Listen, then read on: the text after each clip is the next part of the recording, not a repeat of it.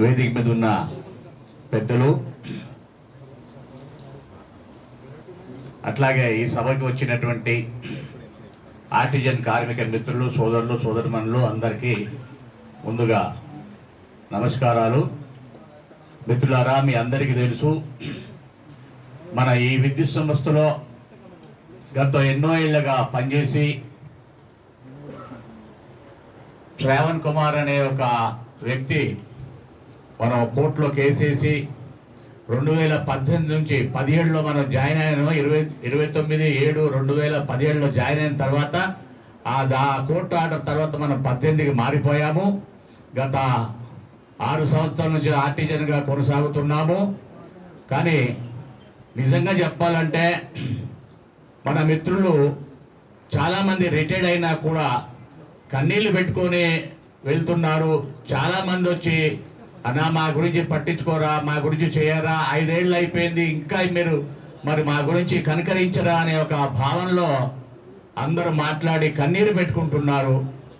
అందుకని ఈ సందర్భంగా నేను 2 మీటింగ్లు అటెండ్ అయ్యాను. 2 మీటింగ్లు ఏం చెప్పానంటే, మేము ఉంటాము మీకు మద్దతుగా, కానీ కష్టం మీది, ఫలితం కూడా మీదికే ఉండాలి, మీరే నాయకులుగా ఉంటేనే ఇది సక్సెస్ అవుతుందని నేను చెప్పడం జరిగింది మిత్రులారా.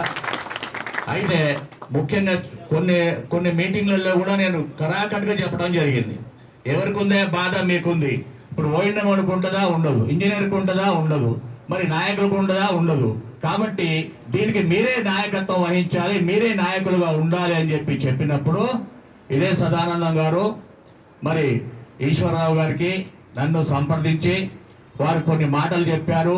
ఆ మాటలకి నేను నిజంగా కన్నీరు మొన్నీరుగా వారు చెప్పినటువంటి మాటలు విని ఖచ్చితంగా Telangana state power employees union 1535 ఈ యొక్క ఆర్టిజన్లకి అండగా ఉండాలి అనే ఒక ఉద్దేశంతో మేము ఖచ్చితంగా నిర్ణయం తీసుకోవడం జరిగింది. ఆ నిర్ణయానికి కట్టుబడి మరి ఓఎన్ఎం కార్మికులు ఉంటే కొన్ని ఇబ్బందులు ఉంటాయేమో, ఆర్టిజన్ కార్మికులే ఉండాలనే ఒక ఉద్దేశం మీద చెప్పినా కూడా మరి లేదన్నా మీరు ఉండండి అనుభవజ్ఞులు అని చెప్పి సదానందం గారు చాలా గట్టిగా ఒత్తిడి చేసి దాన్ని ఇక్కడ పెట్టడం జరిగింది.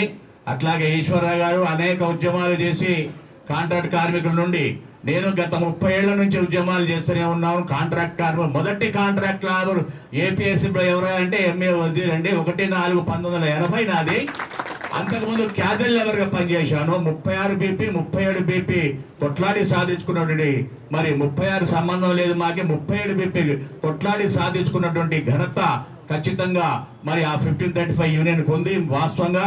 అట్లాగే సిఐటిగా వీరున్నారు. యునైటెడ్ ఎలక్ట్రిసిటీ ఎంప్లాయీస్ యూనియన్గా మరి కార్యదర్శికి ప్రధాన కార్యదర్శి కిరణ్ గారు కూడా మా వద్దే కేటీపీఎస్లో ఉండేవారు. మేమంతా కూడా జేఏసీగా ఫామ్ అయ్యి అనేక ఉద్యమాలు చేయడం జరిగింది.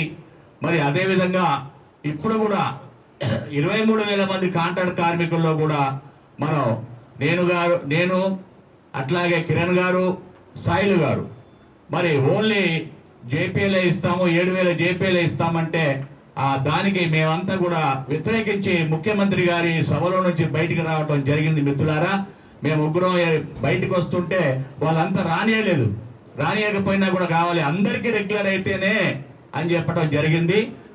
అందరికి రెగ్యులర్ అయితేనే మేమంతా కూడా మరి ఉంటామని చెప్పడం జరిగింది. ఆ విధంగా జగదీష్ రెడ్డి గారు కానీ, రఘుమారెడ్డి గారు కానీ వీళ్ళంతా చేయబట్టి లాగినా మేము వెళ్ళలేదు. అందరికి ఇవ్వాలి అనే ఉద్దేశం మీద మేము ఉన్నాము. ఒక ఆదివారం రోజు మీటింగ్ పెట్టడం కూడా జరిగింది.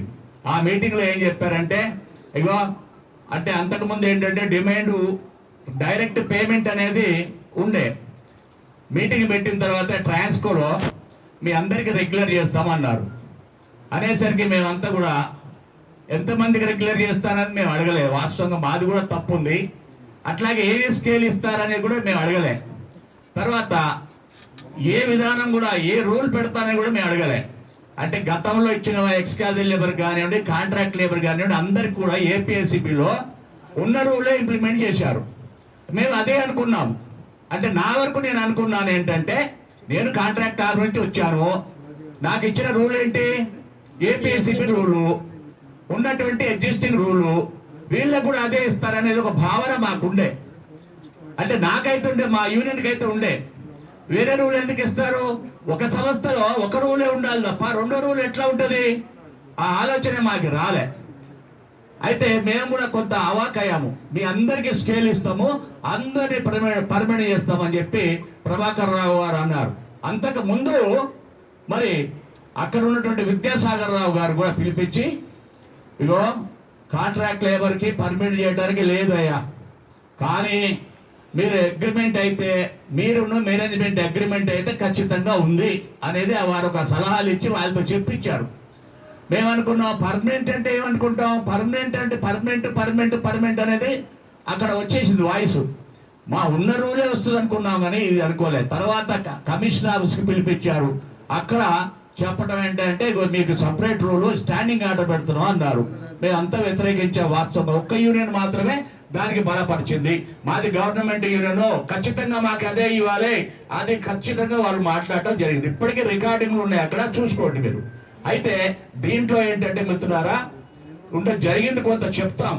ఎందుకు చెప్తున్నాం అంటే అసలు ఏం జరిగింది, మా యూనియన్ కూడా తప్పు ఉంది లేదనేది కాదు.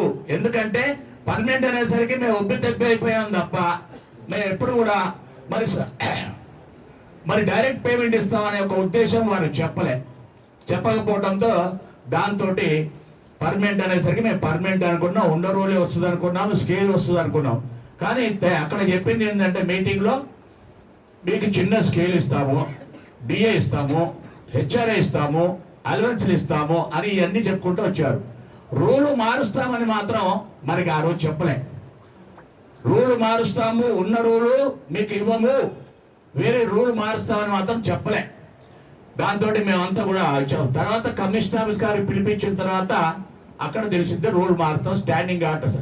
కమిషనర్ కన్నా మేమంతా తీసుకోమంటే ఆయన ఏమన్నాడంటే, మీరు తీసుకున్నా తీసుకోకపోయినా ఖచ్చితంగా తీసుకోవాల్సిందే, మేము ఇచ్చినట్టుగానే భావిస్తాము, మీకేమన్నా దీని మీద అనుమానాలు ఉన్నా, లోటుపాట్లు ఉన్నా, ఏది ఉన్నా మీరు ఖచ్చితంగా హైకోర్టుకి వెళ్ళండి, అంతే తప్ప ఖచ్చితంగా తీసుకోవాల్సిందే, సంతకం పెట్టాల్సిందని. అక్కడి నుంచి మీ బతుకులన్నీ కూడా నాశనం అయ్యాయి. వాస్తవంగా చెప్తున్నాను నేను. ఎందుకంటే మిత్రులారా, ఆ స్టాండింగ్ ఆర్డర్ పెట్టడం వల్ల, అదే కనుక ఉన్న ఆర్డర్ కనుక మనం పెట్టి ఉంటే, ఉన్న రూల్స్ కనుక పెట్టి ఉంటే, కన్వర్షన్ రూల్ కనుక, ఏపీఎస్సీ రూల్స్ కనుక ఏదైనా పెట్టి ఉన్నా ఖచ్చితంగా మనం ఎక్కడికో వెళ్ళేవాళ్ళం. నేను కూడా మజ్దూరుగా జాయిన్ అయ్యాను. నాది 1600 బేసిక్, 30 రూపాయలు ఇంక్రిమెంట్. కానీ మాకు కోర్టుకు పోయి కన్వర్షన్ తెచ్చుకున్నాం. అప్పుడు ఏమైంది, కన్వర్షన్ అనేసరికి నాకు ఉన్నది 10th క్లాస్ చదివింది, హెవీ లైసెన్స్ ఉంది. కన్వర్షన్ ఇచ్చేసరికి నేను టక డ్రైవర్ తోటి ఫస్ట్ గ్రేడ్ ఫోర్మెన్కి వెళ్ళిపోయా. ఎన్నో రోజులు పనిచేసా, 2 లక్షలు జీతం తీసుకున్నా. అంటే కన్వర్షన్ అనేది అంత లాభం ఉంది. మనం ఈ జేసీ కూడా కన్వర్షన్ ఎందుకు పెడుతున్నాం అంటే, ఇప్పుడు మీరు డిగ్రీ చదివిన వాళ్ళు ఉన్నారు, డిప్లొమా చదివిన వాళ్ళు ఉన్నారు, బీటెక్ చదివిన వాళ్ళు ఉన్నారు, అట్లాగే ఎంబీఏ చదివిన వాళ్ళు ఉన్నారు, రకరకాల వాళ్ళు ఉన్నారు. మరి వీడు ఏ చదివినా కూడా నువ్వు ఏమి ఇస్తున్నావు, గ్రేడ్ 1 ఇస్తున్నావు, 10th క్లాస్ ఉన్నోడే గ్రేడ్ 2 ఇస్తున్నావు, గ్రేడ్ 3 ఇస్తున్నావు, గ్రేడ్ 4 ఇస్తున్నావు. కానీ ఇది కరెక్ట్ అయిన పద్ధతి కాదు అనేది మాత్రం ఎప్పటి నుంచో అడుగుతూనే ఉన్నాం మనం. అయినా కూడా వాళ్ళు చెవుడుగా పెట్టేసి వీళ్ళకి ఇప్పటికే చేసింది ఎక్కువ అనే ఒక భావన అందరిలో ఉంది. అంటే ఆఫీసర్లో, కాంట్రాక్టర్ దగ్గర పనిచేసిన వాళ్ళకి మనం ఉద్యోగాలు ఇచ్చాం కదా అనే ఒక చులకన భావంతో చూస్తున్నారు తప్ప వేరే విధంగా కాదు. కష్టపడి పనిచేసి సంస్థ నడిపేది ఆర్టిజన్లే అనేది మాత్రం వాళ్ళలో లేదు. 100% చెప్తున్నా. ఎందుకంటే చాలా మీటింగ్లు ఉన్నాయి, అటెండ్ అయ్యా. 21 మరి 4వ నెల 2021లో ఇదే ఆర్టిజన్ల గురించి, వాళ్ళ గురించి, వీళ్ళ గురించి, అన్నిటి గురించి మీటింగ్ పెట్టారు. ఎవరెవరికి 1535కి, 1104కి, టీఆర్వీ కేసుకి, ఈ 3 సంఘాలనే పిలిచారు. పిలిచి ఏం చేశారు, ఇక ఆర్టిజన్లకి గ్రేడ్ 1 వాళ్ళకి మేము ప్రమోషన్ ఇస్తామని మినిట్స్ ఇచ్చారు. అట్లాగే మిగతా వాళ్ళందరూ కూడా చేస్తామన్నారు. కానీ ఈ రోజు వరకు కూడా చేయలేదు. ఇది తగిన సత్యం. అట్లా ప్రతిదీ కూడా అన్యాయం చేసుకుంటూ వస్తూనే ఉన్నారు. అందుకని మిత్రులారా, మనం ఈ జేసీ ఫామ్ కావడానికి కారణం ఇది. మనం ఐక్యతగా ఉంటేనే ఏదైనా సాధించుకోగలము. నాగరాజు గారు చెప్పినా, ఈశ్వరరావు గారు చెప్పినా, ఎవరు చెప్పినా, నేను చెప్పినా, ఇక్కడ ఉన్న వేదిక మీద ఉన్న వాళ్ళందరూ చెప్పినా, మీ బతుకులు మార్చుకోవాలంటే మీరే దానికి బలమైనటువంటి శక్తిగా ఎదగాలి. ఇప్పుడు నాగరాజు గారు చెప్పిన అర్థమై ఉంటుంది మీకు. ఆయన ఒక అనుభవంతో చెప్తున్నాడు. సరే, నా అంత అనుభవం, నాకు అంత వయసు ఆయనకి లేకపోయినా, ఆయనకున్న నాకు లేకపోయినా, ఆయన చెప్పిన 10,000 మందితో సమావేశం పెట్టాలి, దానికి మీరంతా కట్టుబడి ఉండాలి. ఖచ్చితంగా 10,000 మంది నుంచి మనం జమ చేయాలి. మన సమస్యని గవర్నమెంట్ దృష్టికి తీసుకెళ్ళాలి, మేనేజ్మెంట్ దృష్టికి తీసుకెళ్ళాలి. అనేక విషయాలు ఉన్నాయి. అవన్నీ చెప్పాలంటే నిజంగా కూడా చాలా టైం పట్టే పరిస్థితి ఉంది. ఆర్టిజన్ల విషయంలోనే, వేరే విషయం కాదు, ఓఎన్ఎంల విషయం కాదు, ఇంకోల విషయం కాదు, ఇంజనీర్ల విషయం కాదు, ఓన్లీ ఆర్టిజన్ల విషయంలోనే మనం కనుక చెప్పాలనుకుంటే బోల్డ్ టైం సమయం పడుతుంది. ఎవరు ఎట్లా మాట్లాడారో, ఎవరు ఏం చేశారో, ఎవరి వల్ల ఈ యొక్క రూల్ వచ్చింది, ఒక ఇద్దరు నాగరాజు గారు తెలుసు, ఇద్దరు అధికారులు చేయబట్టే ఈ యొక్క రూల్ వచ్చింది అని. కానీ మా అప్పుడు కూడా మజ్దూర్ అనేది పెట్టారు. మజ్దూర్ అనేది డెడ్ అండ్ కేటగిరీ, అసలు వాడికి ఇంకా ఏం లేదు, వాడు రిటైర్డ్ అయ్యేదాకా అంతే. ఏపీఎస్సీబీలో క్యాంటీన్లో ఉండే కార్మికులు వాళ్ళకు కూడా డెడ్ అండ్ కేటగిరీ పెట్టారు. అయినా కూడా మనం కోర్టుకు పోయినాం, మార్చుకున్నాం, వాళ్ళందరికీ ఫస్ట్ గ్రేడ్ వరకు పోయేదాకా కూడా ఉన్నాం. వాళ్ళందరికీ పెన్షన్, సదుపాయం, అన్ని గ్రాట్యుటీ, సిలిండర్లు అన్ని. మరి ఏమున్నాయి మీకు? ఏమీ లేవు. ఇప్పుడు కాదు, నిజంగా 3వ సంవత్సరం నుంచే మనం మొదలు పెట్టాలి. ఇప్పటికే ఆలస్యం అయిపోయింది. ఐక్యత లేకనే ఇది మన సమస్య పరిష్కారం కావటం లేదు. ఈరోజు మా దగ్గర ఒక ఎస్సీ మాదిగతను బొగ్గులో పిల్లలు కొట్టేది, గ్రిడ్ పిల్లలు. వాళ్ళు ఎంతో కష్టపడేది. కాంట్రాక్ట్ లేవు, 25 సంవత్సరాలు పనిచేసిండు కాంట్రాక్ట్ లేవర్గా. ఆ ఆర్టిజన్ వచ్చింది 2017లో, 20లో రిటైర్డ్ అయ్యిండు. 20లో రిటైర్డ్ అయినప్పుడు వాడికి ఏమి ఇచ్చిండ్రు? కళ్ళెంబడి నీళ్లు కార్చుకుంటూ పోయాడు. పాపం, అన్నా నేను ఇన్ని సంవత్సరాలు పనిచేశాను, నాకు ఒక్క పూలదండ కూడా వేయలేదన్న వీళ్ళు అన్నాడు, ఒక మెమోటో వేయలేదన్నా అన్నాడు, ఒక పెన్షన్ లేదన్నా నాకే అన్నాడు. అంత ఏడ్చుకుంటూ పోయారు. కారణం ఏంటి? ఈ యొక్క స్టాండింగ్ ఆర్డర్ రూల్సే దీనికి ప్రధాన కారణం. ఇది ప్రతి ఒక్క ఆర్టిజను మీరు ఒకరొకరు దాదాపు 1000 మందికి చెప్పాలి. అట్లయితే మన 10,000 మంది సభ మనం పెడతాము, సక్సెస్ అవుతాము. ముఖ్యమంత్రి గారి దగ్గర నాగరాజు గారు చెప్పినట్టుగా, ఈశ్వరరావు గారు చెప్పినట్టుగా ముఖ్యమంత్రి గారి దగ్గర మన యొక్క సమస్యను మొత్తం కూడా తెలియజేస్తాం. ఇప్పటికే పవర్ మినిస్టర్ గారికి ఎన్నిసార్లు కలిసామండి? ఎన్నిసార్లు కలిసాం? ఎక్కడ పోయినా సార్ ఆర్టిజన్ కన్వర్షన్ సార్ అంటే, మొన్న మధురైకి పోయి కలిసారు ఆయన. ఒక్క నెల రోజులైంది. నెల రోజులైన తర్వాత మధురైకి పోయి కలిసినా కూడా ఆయన సమాధానం ఎట్లుందంటే చాలా ఘోరంగా ఉంది.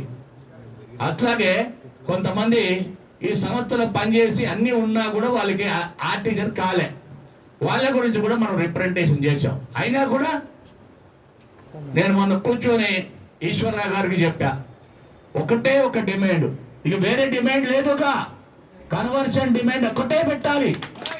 అట్లాగే ఇక్కడ ఉన్నటువంటి ట్రేడ్ యూనియన్ నాయకులు కూడా చెప్పడం జరిగింది, అయ్యా ఒకటే డిమాండ్ పెట్టి మనం వాళ్ళకి సాయం చేద్దాము, వేరే కాదు అని చెప్పి కూడా చెప్పడం జరిగింది. ఇవన్నీ నడుస్తూ ఉన్నాయి, ఇంకా నడుస్తూ ఉన్నాయి కొన్ని. అయినా కూడా మేము ముందుకు వెళ్తా ఉన్నాము, మనం అందరము ముందుకు వెళ్తా ఉన్నాం. ఒక అడుగు ముందుకేస్తేనే ఒకటితోనే స్టార్ట్ అవుతుంది. కాబట్టి ఈరోజు ఒకటిగా మనం ముందుకు అడుగు వేశాము, మనం ముందుకు వెళ్తున్నాము. దీంట్లో ఎవరొచ్చి కలిసినా కూడా మనకి అభ్యంతరం లేదు, ఈ జేసీలో. వాళ్ళకి పదవి కావాలన్నా కన్వీనర్ పదవి ఇవ్వడానికి నేను సిద్ధమే, ఇంకా ఏ పదవి కావాలన్నా వాళ్ళకి ఇవ్వడానికి సిద్ధమే. ఖచ్చితంగా ఆర్టిజన్ సమస్య పరిష్కారం కావాలి. మనం ఖచ్చితంగా ఎక్కడో ఆవిడ గ్రౌండ్లోనో ఎక్కడో అక్కడ ఇందిరా పార్క్ కాకుండా ఎక్కడైనా పెట్టినా కూడా 10,000 మందితో మనం సమావేశం కనుక ఏర్పాటు చేసినట్టయితే ఖచ్చితంగా మన సమస్య. ఎందుకంటే ఆ గవర్నమెంట్కు తెలుసు, ఆయనే తెలుగు తండ్రి విగ్రహం దగ్గర అంబేద్కర్ సెంటర్లో వాగ్దానం చేసిండు. అప్పుడు ఉద్యమం అప్పుడు ఈ విద్యుత్ సంస్థలో ఉన్నటువంటి కాంట్రాక్ట్ కార్మికులు అందరూ కూడా శాశ్వత ఉద్యోగాలు చేస్తా అన్నాడు. సరే ఏదో ఆర్టిజన్ గీటిజన్ ఇచ్చిండు, అయిపోయింది. కానీ ఈ ప్రభుత్వం ఏం చెప్పిందంటే చాలా సందర్భాల్లో కూడా ఖచ్చితంగా ఎవరికైతే అన్యాయం జరిగిందో వాళ్ళందరికీ న్యాయం చేస్తాము, ఇంక్లూడ్ ఆర్టిజన్స్ కూడా అని చెప్పి చాలా సందర్భాల్లో చెప్పడం జరిగింది. అలాగే పెన్షన్ ప్రతి ఒక్క ఉద్యోగికి కూడా, చిన్న ఉద్యోగి పెద్ద ఉద్యోగి ఏ ఉద్యోగి అయినా పెన్షన్ ఇస్తామని చెప్పి వాగ్దానం వాళ్ళ మేనిఫెస్టోలో పెట్టడం కూడా జరిగింది. దాని ప్రకారంగా ఆర్టిజను ఖచ్చితంగా రిటైర్డ్ అయినా కూడా వాడికి కూడా పెన్షన్ ఇవ్వాల్సిందే అని చెప్పి మన యొక్క పద్ధతి, మన యొక్క చేసే విధానము. అందువల్ల కన్వర్షన్ అనేది చాలా అవసరము. ఆ కన్వర్షన్తోనే ఏదైనా సాధించుకోగలము. ఏదైనా రేపు రిటైర్మెంట్ అప్పుడు గ్రాట్యుటీ రావాలన్నా, మీకు సిలిండర్ లీవ్ రావాలన్నా, 30 లీవ్ రావాలన్నా, 300 లీవ్లు అమ్ముకోవాలన్నా, మీ మోటార్ సైకిల్ అలవెన్స్ రావాలన్నా, మోటార్ సైకిల్ లోన్ రావాలన్నా, ఏది రావాలన్నా కూడా